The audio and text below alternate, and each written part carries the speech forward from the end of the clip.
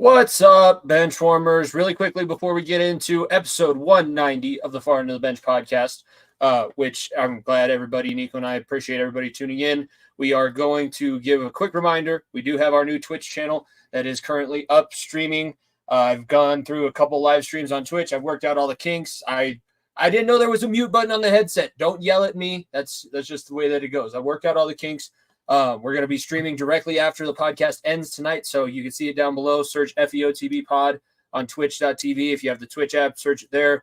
It'll be probably about 20 minutes or so after this live podcast wraps up, and then we'll be streaming. I have my FAU Owls. We have the final game of the regular season. We're going to have the conference championship game coming up. We're hopefully going to be 11-1 going into that, and then we'll see where it falls from there. We're projected to play Ohio State in the first round of the college football playoff. So tune in, twitch.tv. FEOTB Pod. See if we're able to get it done. That's coming up later on. But for now, let's get into episode 190 of the Far End of the Bench podcast with Jimmy Pallotto and Niko Bryant. If you don't stay down and you never quit, come on over here and sit on the far end of the bench.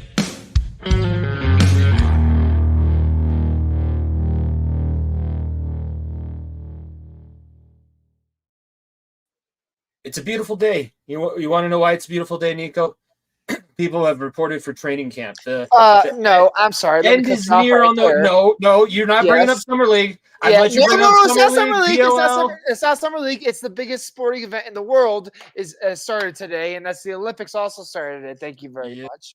I did not bring something. That probably does trump exactly. It's the biggest sporting event in the entire world every 4 years. Thank you very much. I was watching USA Rugby. I was watching USA Soccer. Yeah, the Olympics is also back today. So not just football. It's Olympics also. It's an exciting time because we just got out of that little period. It happens every year, and we dread it every time that it comes up, and it happened again. So now we're finally out of that period where there's no more sports. It was the MLB All-Star Game was the last thing prior to the Olympics getting started up today.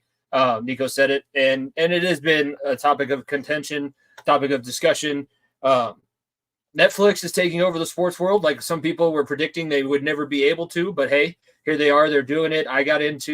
I'm excited for the Olympics mainly because of what I've been watching, which is Sprint. I don't know. Did you check out that series on Netflix, or have you not gotten around to it yet? I have not gotten around to that. That's fine because I'm going to go ahead and I'll sell it for you because what is the one thing that we always like to watch during track and field? Sometimes the distance is cool when it comes up to the last lap, but those races take forever. Well, what's the main attraction of track and field? It's the sprint. It's the 100-meter, the sprint. 100-meter, 200-meter, and now we are talking about people going for doubles of that event. We're talking about people possibly contending for world medals. And Sprint was a great series. Netflix does really well with those sports documentaries. I'm in the middle of Receiver, so we'll probably talk about that in a couple of weeks when we're still in the middle of preseason, right? Trying to get geared up for football. But Sprint was really good. I didn't know who any of these people were going in, and it doesn't just focus on the Americans, but obviously Netflix. I think maybe it'll change depending on where you are because Netflix does that based on geography. But we got to see a lot about the Americans, and two names stand out. Noah Lyles, the male, is the gold medalist, world champion in the 100 and 200 meter, and former Olympic gold medalist in the 200 meter. He's trying to go for a double-double. He wants to break Usain Bolt's world record. I think he still has like half a second to go, which is an eternity in track. Sha'Carri Richardson stands out quite a bit. They do a lot of good job. They do a good job of telling her story because she's one kind of like we're not going to talk about it. And I know that there's more than just the three sports that we're going to be talking about when we talk about the Olympics, but it's similar to that Simone Biles story where there's a lot of pressure. And when you're told at such a young age that you are, in this case, the fastest woman in the world, it can kind of get to you, and they do a really good job of diving into that. They give her an ability to defend herself. She does take accountability for the things that she's done that's been wrong.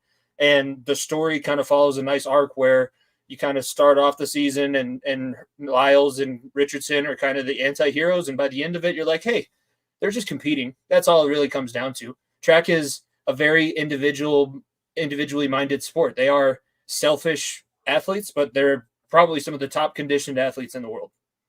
Yeah, I look for people that don't know the name, just says Sha'Carri Richardson obviously is one of the best women's track athletes in the world. And then Noah Lyles, more people will know him for a couple different things. One, obviously, being a fantastic athlete he is, but also he's the guy who said that the NBA champions shouldn't be called world champions way back 2 years ago or last year, whatever it was. He does get to explain that. That's fun when it comes up in the series. So that's a fun little part of it. But yeah, look, the track and field is definitely one of the most exciting parts of it. And like I said, we like to label things: baddest man on the planet, strongest man in the world is competition for that. Fastest man on the planet is something that is very, very cool to be labeled, and the Olympics showcases that every 4 years. Because for 4 years, you win the 100-meter sprint, you're known as the fastest man on the planet. Plain and simple. That's just the way it goes. So it's a very, very cool, cool event. A lot of excitement over that less than 15-second race. I'll say that much.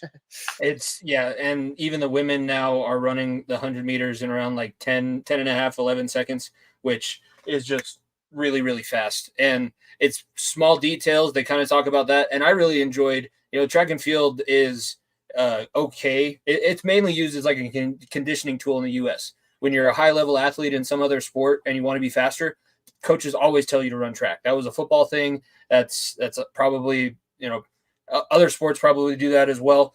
But this is, we're now at a point where the rest of the world looks at this and it's a major sport. Like Britain loves track and field. They are all the way behind Zarnell Hughes. So when there was the competition that they talk about in the sprint series where it's Lyles and Hughes going head to head in that 200 meter, there's a lot of, you get a lot of backstory there. You get to hear about the USA-Jamaica rivalry, especially over on the women's side, because Jamaica has 3 of the fastest women on the planet, all at least 3-time Olympic gold medalists on their team. They don't even qualify Olympic gold medalists on the Jamaican track team. That's how popular this is becoming. So that leads us into what we want to talk about. We're talking about the big 3: basketball, track, sprinting, and wrestling. Let's talk about basketball because the Team USA basketball team has kind of been the topic of debate because not very much else has been happening. They've been playing and not playing all that well. Sometimes it seems like they've turned it around. Before we talk about the play on the court, why is Joel Embiid here? It's very obvious that he would rather be anywhere else. He only because I learned this morning. He was a possibility going to play for Team France because Team Cameroon didn't make the Olympics, which is why he's on Team USA. But Team France said, "Oh, you have to make a decision by this time," and he got all pissy and bent out of shape and said, "Well, if you're going to put a timetable on me, I'll play for the US."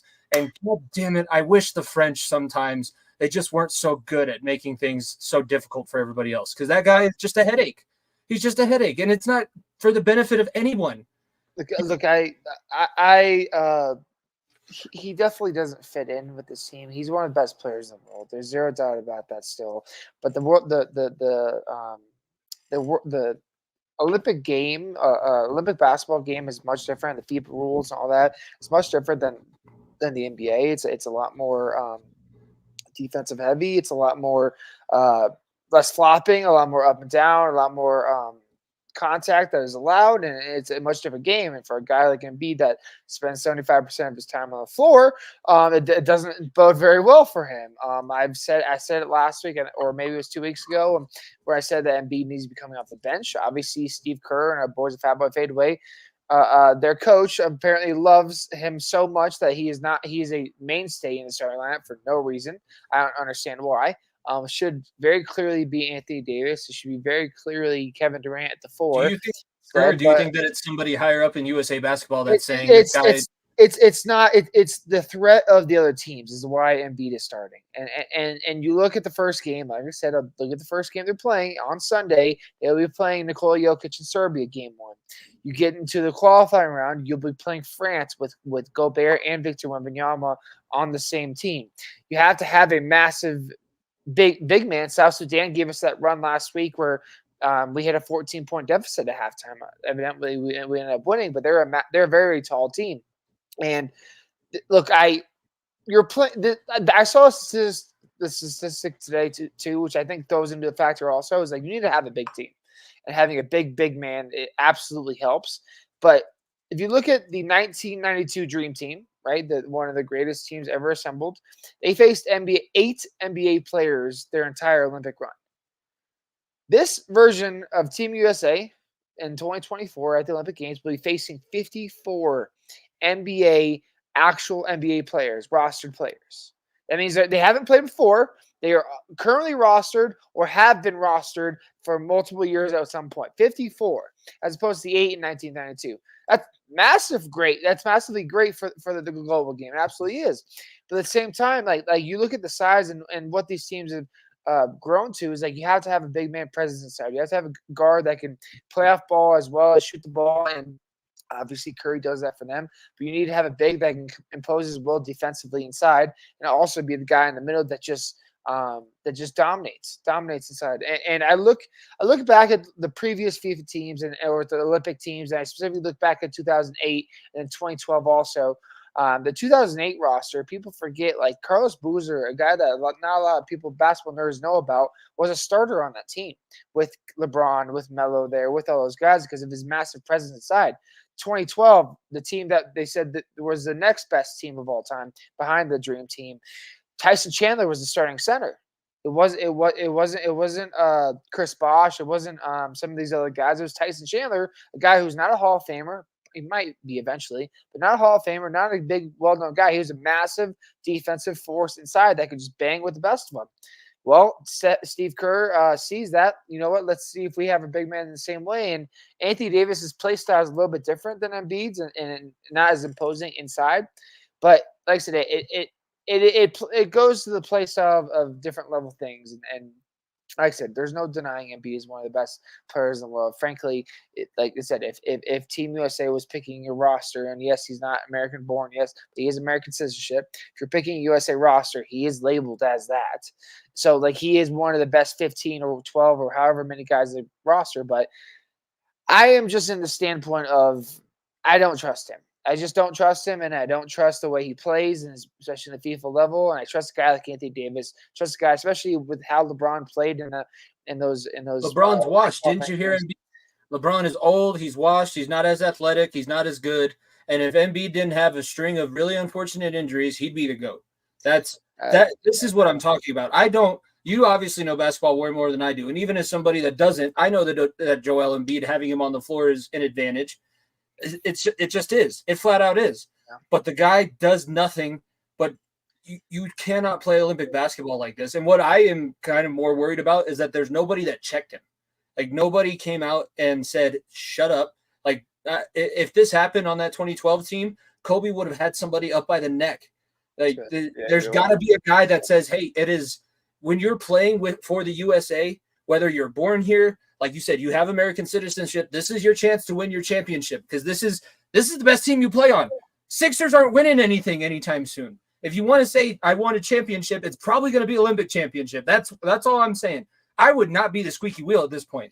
You've played like absolute garbage, and you want to come out here and say that this other guy's washed, a guy that probably won you the game against South Sudan at the end, a country that's 15 years old. He did actually. Like he single-handedly, LeBron single-handedly at 40 some odd years old with his son playing on his new basketball team, single-handedly led Team USA against Germany a couple nights ago, then South Sudan, and comeback wins. And it's wild that no offense to LeBron, but like if you're a young guy looking at that, I'd be like, why the fuck is we making this 40-year-old doing this? It should be our turn, and it's definitely not. Well, and that wasn't even the I think that was the reaction from most of the people. The guy that should have had the reaction as I should probably be doing a little bit more so that this guy doesn't blow himself out. Maybe it's a strategic thing. Maybe Embiid is trying to force everybody else to play all of these really hard minutes when he sucks at this level so that maybe the Sixers do have a chance when the NBA comes up because everybody's just so tired and so exhausted. But I can believe that Anthony Davis, Bam Adebayo could take a secondary role. That's the other thing with this. Because if Joel Embiid is in a starting lineup with LeBron James, Steph Curry, Kevin Durant, and insert fifth name here, Anthony Edwards, Devin Booker, whoever you want to, he at best may be the fourth option. Can he do that? I don't think so. That's the thing is Anthony Davis I know can because he's done it on former Olympic teams. Bam Adebayo some nights is the best player on his team. Some nights he's the third or fourth best player on his team. Is willing to do that. And then Joel Embiid has had to do this every single night where he's the man. And I don't know if he can not be the man. That's the thing. Does he know that he shouldn't be the man? That's another question to ask. Does he know that that's not his role anymore? Because there's a possibility that he doesn't know. There's some nights it should be his because of how small. Yeah. That's how small these other teams they'll be playing will be. But when you play France, you play Serbia, you play Spain, who has a bunch of big men as well. Like you're gonna have to rely on his just defense only and not touching the ball. And I don't know if he's willing to do that. That's the only thing. I won't. Like I said, look, I'd be very very surprised if Team USA does not win gold or hell for that matter, at least medal. But like it dumbfounds me that there's some young guys in this roster that are taking it for granted. Is all I'm going to say because what I've seen in these qualifying games, these guys are taking it for granted. And the guys are we can show up and beat everybody, and that's just not the case, unfortunately, anymore. At one point, 1992, that dream team, as good as they were, and how demeaning they were, they showed up and beat you because of how good they were and how inferior you were. Unfortunately, in the year 2024, with 54 other NBA level players in the Olympics, not on Team USA, you can't just do that anymore. So if look, this is an all-star lineup, and this is the closest thing we'll ever get to an all-star lineup actually playing hard in a basketball game. So let's see what they're made of, and like I said, who's willing to step back and who's willing to step up, and like I said, look, you look at 2012, you look at 2016, you look at 2008. There was one guy that was a leader on that team, and that was a stone cold killer. And he, frankly, probably was not the best player on the team, wasn't the second best player on the team. Heck, he may not have been the third or fourth best player on the team at times. And it was Melo. It was 5-time Olympic gold medalist Carmelo Anthony. Melo was an absolute mainstay, and there's a reason why Olympic Melo is a folktale. Because when the light shined bright, you knew Melo could step up and just hit a big shot for you. Like he would just be there. He'd be the guy that they didn't look at. They're like, hey, give it to Melo. Melo's going to hit this shot.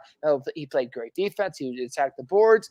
Who's that guy for this team? Is it Anthony Edwards? Is it Devin Booker? Is it Jason Tatum? Who knows? That's the question here. Who knows? I'm waiting to see who that unsung hero is because I think this team needs a Melo type level player that understands he's going to have to play off ball. He's not going to play with the ball in his hands, but he's going to play off ball. He'll get his shots. You just need to hit them. And that's one thing Melo did very, very well in the Olympics, past 4 or 5 Olympics. So who that guy is for this team? I don't know yet. I guess we'll see. Before we go into schedule, let's talk about, this is not predictions because I want predictions for who you think will win the medals too, but just who are the other teams that you look at and go, they're going to be a problem. They've figured things out. They have the chance to be in the medal rounds, possibly sneak up on somebody and maybe have an underdog shot of winning. So not necessarily the other teams that you think are going to be in the final, but who are the other teams to watch? I don't have the pool play pulled up, and I don't have. First day is Australia, Spain, Germany, Japan, France, Brazil, and Greece, Canada. I'm not going to go off of based off pools because we'll be here all fucking day, me dissecting this. But what I will say, the sleeper teams that people aren't talking about, a team that's always very, very good in national games, and that's Spain. Spain's very, very good nowadays. Still, Rudy Fernandez, Juancho's there with his brother. The team's very, very good still. Spain is Spain is known for having the second biggest basketball league in the world behind the NBA in terms of what they do in Spain. So they have a very, very good roster. I look at Greece with Giannis. How far can Giannis take that team? The team is not filled with NBA roster players outside Giannis and his brothers. So that's just saying a lot. We'll see what Jokic is able to do with a Serbian team that has I believe only one other NBA level talent player in Bogdanovic, but we'll see. A team that's sleeper and a team that's just going to be slept on is Germany. Germany, what they showed to me with Dennis Schroeder and both Wagner twins, both NBA level guys. There's a lot of NBA talent on that Germany squad. I would not be surprised me at all if they were playing in that bronze medal game for a chance to get that third level. The big question mark for me is what team we'll see from Canada. because I think this Canadian roster has the talent to be in a gold medal match. I think you look at Jamal, you look at Shea, you look at RJ Barrett, Olenek, Dylan Brooks. That's an NBA roster. It's basically it's an entire NBA roster. So that NBA roster, I think, well, if we're that much better, they should be able to at least get into a medal round. So we'll see what we see from that.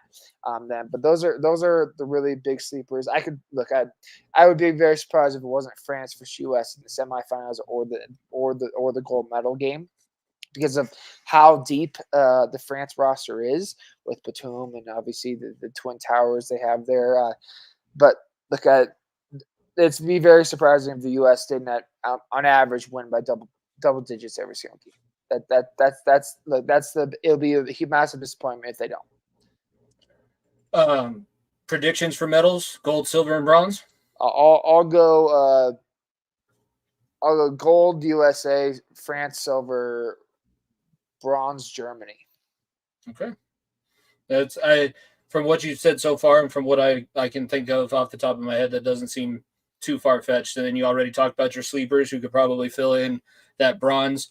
Looking at it, we'll talk about the schedule just in what we're going to not be able to discuss in the time between podcasts. So it starts on the 27th at looks like 3 a.m. Australia, Spain, Germany, Japan, France, Brazil, Canada, Greece. Those are all men's games. It'll go all throughout the day until the Olympics are done.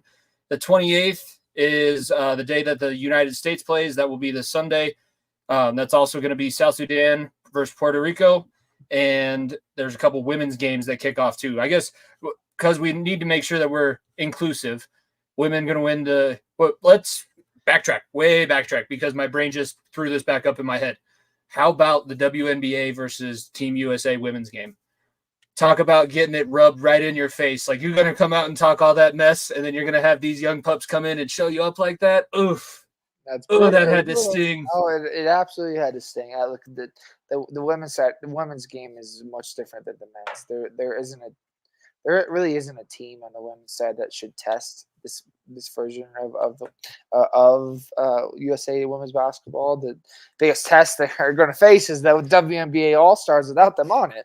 So I'm not going to sugarcoat it. Like, they should have had some younger cats in there, but Asia Wilson's way too damn good, and they have some very, very good women over there that are absolutely hoopers. And like I said, Olympic Taurasi is very, very different, and she's very, very good on this level. And having the best player in the world, Asia Wilson, just absolutely cook night in, night out. There isn't a woman in the Olympics that can guard her. So yeah, I'd be very, very surprised if the USA didn't win gold, heck, win silver at the least. The female games will kick off on the 29th. The first U.S. women's game is the last game on the 29th.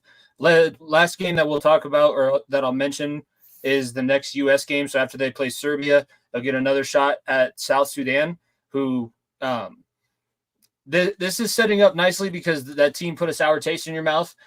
Maybe they were just downloading information, because we used to do that too.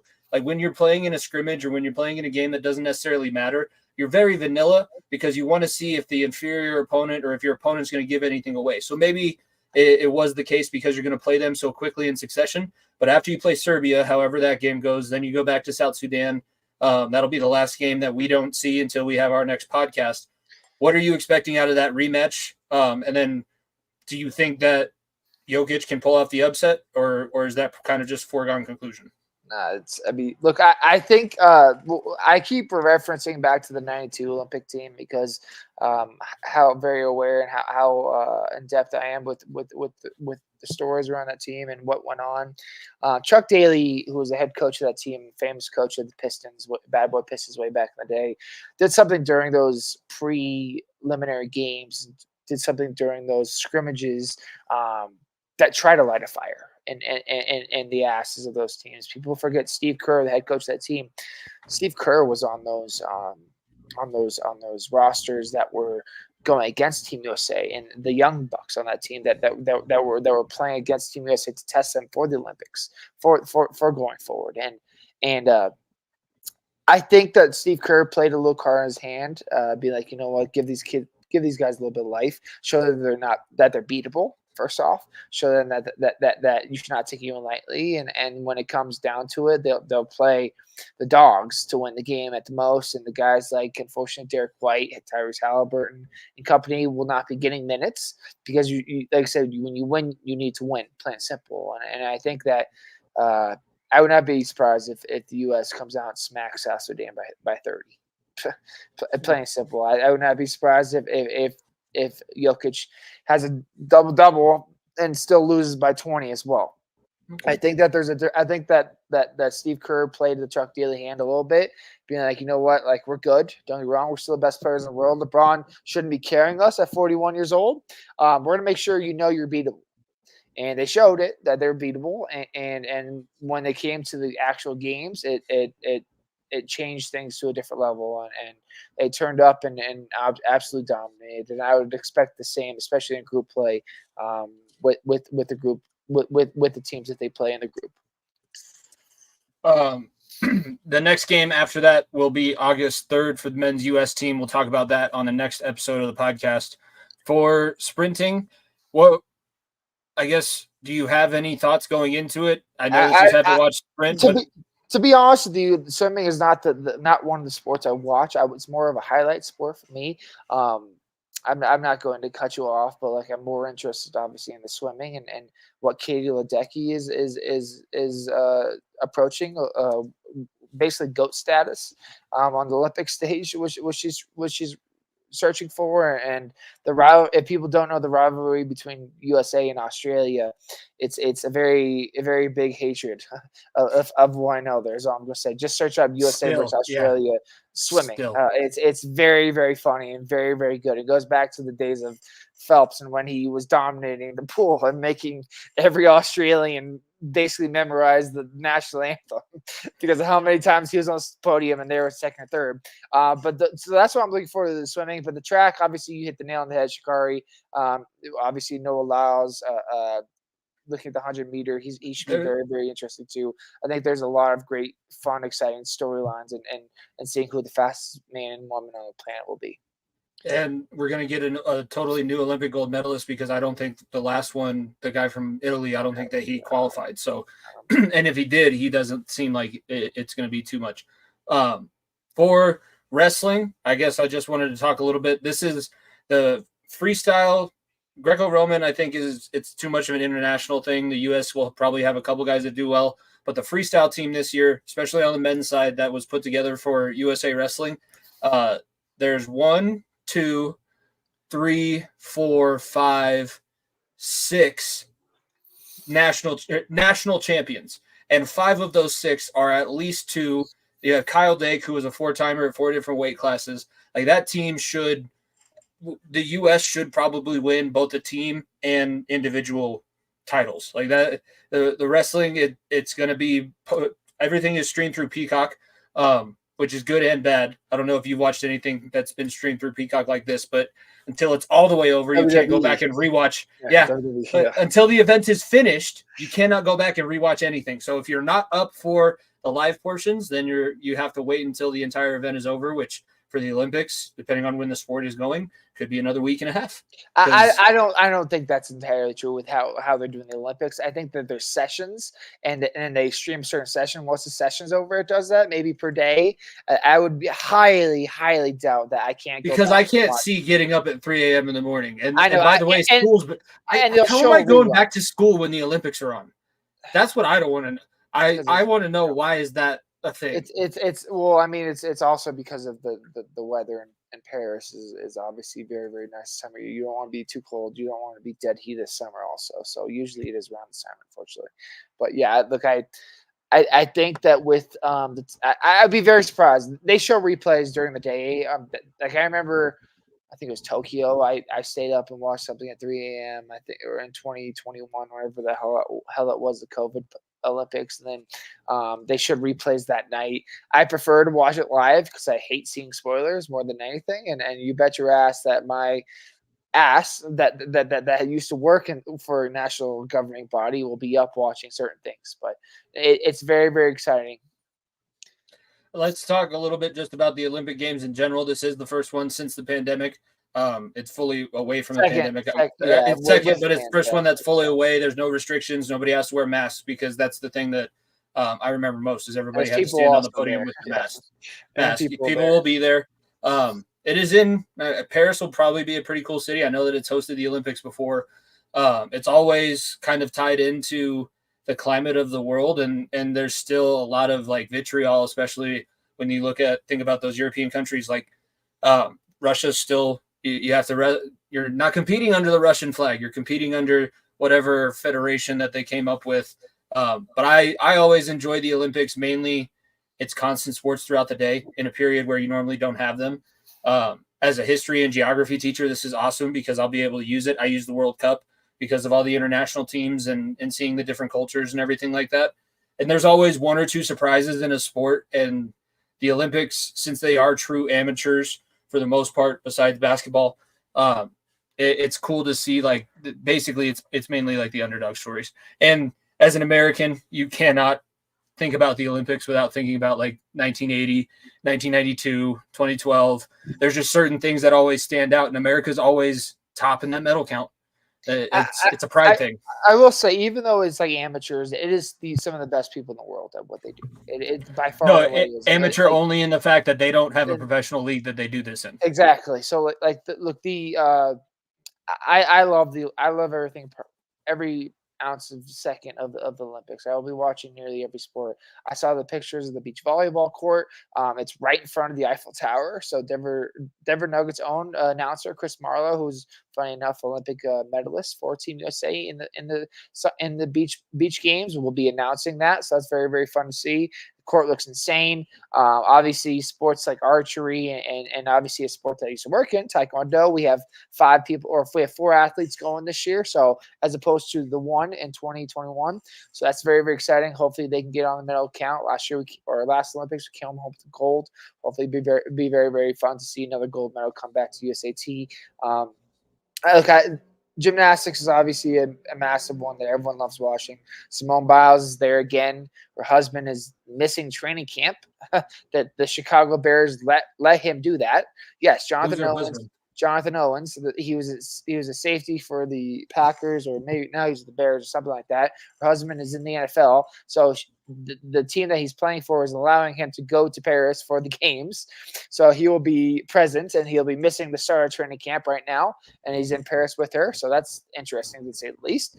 But look, there's something for everybody. There's skateboarding now. There's everything that's exciting about the games is there's something for everybody. Is all I'm going to say. There's something for everybody, and if you don't love the level of basketball and think that the USA is going to beat out anybody, watch soccer, watch the rugby, watch the taekwondo, watch the boxing, watch all these different things, because like I said, it's the best athletes in the world, and it's very, very exciting time to say the least. And obviously, I have a soft spot for the Olympics. It's my favorite sporting event every single year.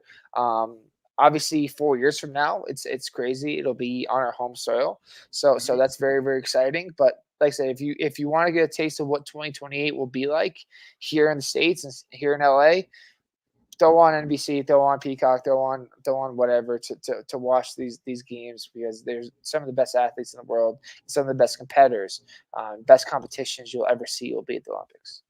It's the last Olympic Games before flag football becomes an official sport. We get to see And whether lacrosse. or not, and lacrosse, we'll get to see whether or not the NFL teams will allow players to go, or if we're going to fill it up with old players.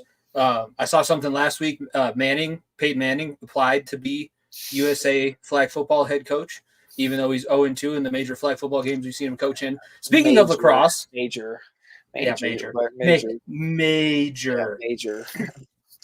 PLL. Connecticut is just not good to you, huh? There's no really other way around it. It's just never good. Was the travel at least better? Was the weather good? No. It was raining again? No, it wasn't raining. The weather was fine. The apparently, if you all didn't know, there was there's a little thing that happened Friday morning that that grounded every single flight across the country. And I specifically say as a ground, every single flight across the country was grounded due to this Friday morning power outage or virus security breach, or virus, whatever it was. So that was impaired fun. data. That was exciting. Explained to my coach why certain players won't be at practice because of fucking real world things going on. So that was exciting. Having to take an hour and 15-minute Uber ride from the airport to the venue was exciting, to say the least. That was at 3 a.m. That was fun. Get our ass kicked by a team that we haven't beat in 2 years. That's exciting. Very, very fun. Yeah, nothing but swimming. It's sleeping in a dorm room for the first time in 4 years. Actually, it's outside Albany, but literally a dorm bed where my back felt like it was sleeping on rocks. Very fun, exciting, loved every second of it. There's nothing but love for Fairfield. So you want to work in sports? So you want to live in Fairfield, Connecticut? No, I mean nobody. The only people who live there. Jimmy, no other weekend will I be doing that. Is all I'm going to say. No other weekend. It's the lovely, wonderful town of Fairfield, Connecticut that does this every single year. It's a sad situation. That's the only way to say it. What Baltimore looked like in The Wire is basically what Connecticut just is. Well, it's look, not. Fairfield is a super snotty, rich, really nice part of town.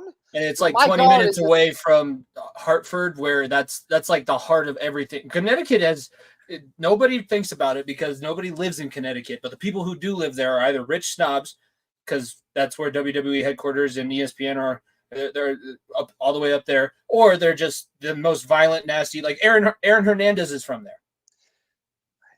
Okay, like I said, I'm not going to go on a tangent. No, that's fine. Let's just talk about lacrosse. It is the 15 to 8 out of the year. Is the one? Yeah. Let's skip past that part too. Look, it is the 1 weekend I hate more than anything, and obviously getting our ass kicked was not fun at all. It sucks. It absolutely brutal. We played our worst probably game of the season, I think, and it'll hurt us.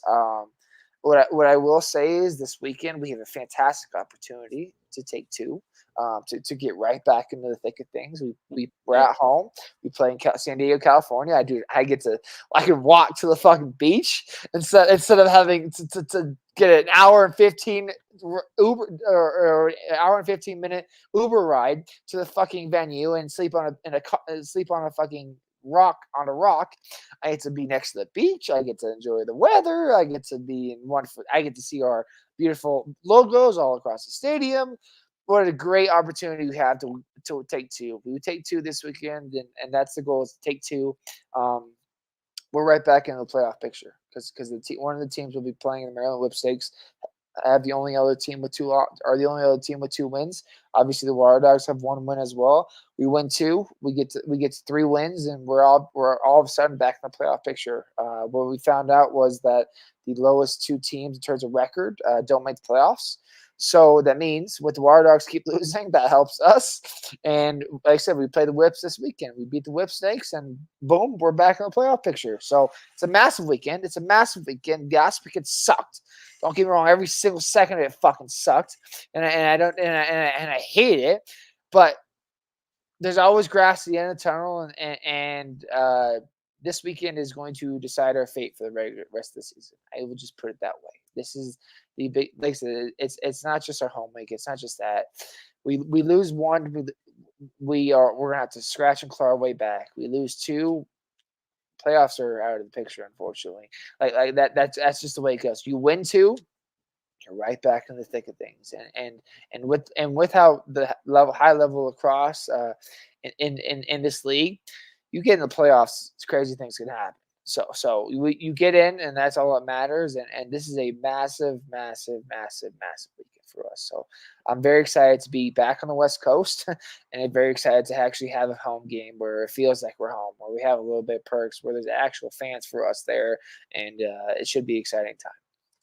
Just to wrap up the other scores from last weekend in Connecticut: Denver beat Philly 15-13. Chaos beat the Whipsnakes 10-9. Boston had a big upset over the number 1 team in the league, the New York Atlas, 17-12.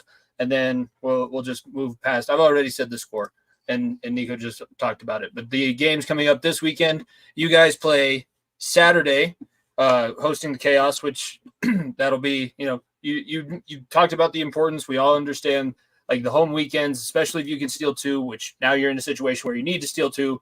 At least you know exactly what you're looking for. Other games that will be happening, Boston and Denver will be playing before you guys on Saturday, and then New York and Philly will play before you guys on Sunday. So you're the last game of the day, both days. You're the marquee matchup. You're the show. Not I'm excited really, to see. because we got bumped from ESPN because the 12 o'clock slot on Saturday was supposed to be ESPN, was supposed to be us, and then we got bumped. So not really, but we are the second game, so that's kind of fun, I guess.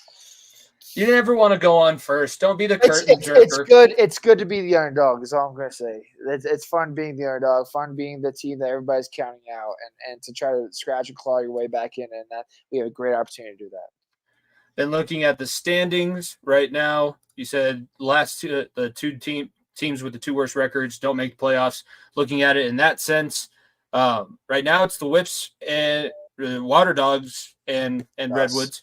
So we don't need to talk about that any further. Yeah, Whip Snakes and Outlaws are not too far ahead. Carolina is sitting right at 500 at 3-3. Then it's Utah, Boston, and New York that are all kind of separating themselves from the pack. Those will probably be your top. Well, Boston and New York are in the same conference, but Utah, right as of now, looks like they've sewn up the Western Conference.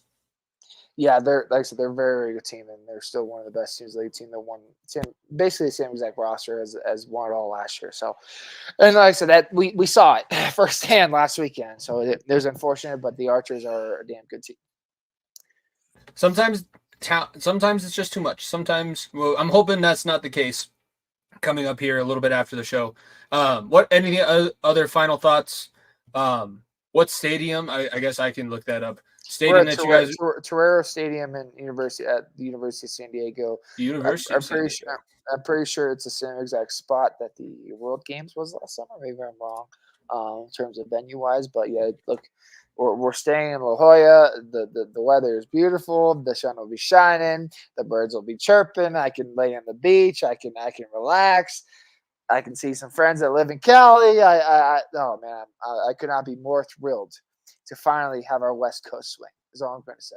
It's about fucking time. Baltimore doesn't really count as a West Coast, but we go from Cali to Baltimore, Baltimore to Denver, Denver to Salt Lake. So I'm finally excited. Yeah, it's the end of our season, but it's a playoff push, and we just need this West Coast swing to be a big motivator and help us propel us in the playoffs.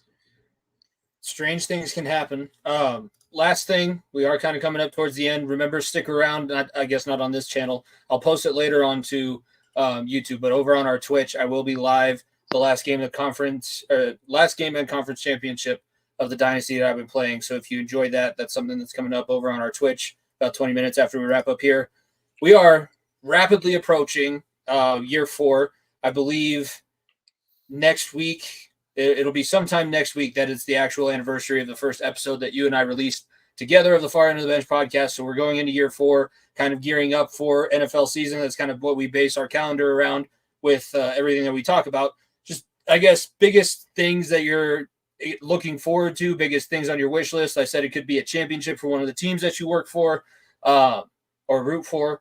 Could be something that you want personally. Could be something, I'm basically leaving it pretty blank. But when you think about it, 4 years later, what are some things that you're looking forward to and excited about? We're coming up with a lot of great ideas. We're coming up with a lot of fun things that the listeners that we're starting to get more and more of that will enjoy. Obviously, Jimmy with the Twitch streaming, different projects here and there that we'll have along the way, and obviously covering our favorite sports to cover, basketball, football, and hockey are very, very exciting. Summer is a lull. Obviously, Jimmy and I have been in a lull the past 3 months, 2 months to be exact, since basketball ended. So it's been a little bit weird, but like I said, this is my busy season. Jimmy gets his summer off, so it's a little bit tough this time of the year. But yeah, it's very, very exciting to get back in the swing of the main sports, because like I said, this is like I said, it's been our highlight of our week every single week, and we love coming up with new ideas, coming up with new things to do, and new exciting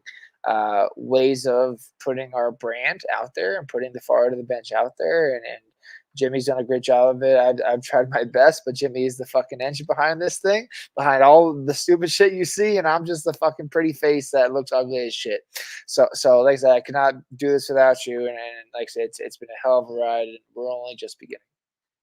Kind of interesting in the way that it worked out. 4 years and episode 200 going to come up kind of one right after the other. But yeah, I coming up with the ideas sitting in college. I didn't know if it was going to be more than just an idea. And so far, it's been steady. It's been going, and now new things are happening, and I'm having a blast. If you're not a streaming fan, just check it out. And if you're somebody who plays video games and it's starting to get a little bit stale, like even if you play online, do a live stream. Because if you make a dumb mistake, it will literally haunt you. Like I have a video I refused to post because I was doing my Road to Glory and we're playing Miami, who's ranked 10th in the country.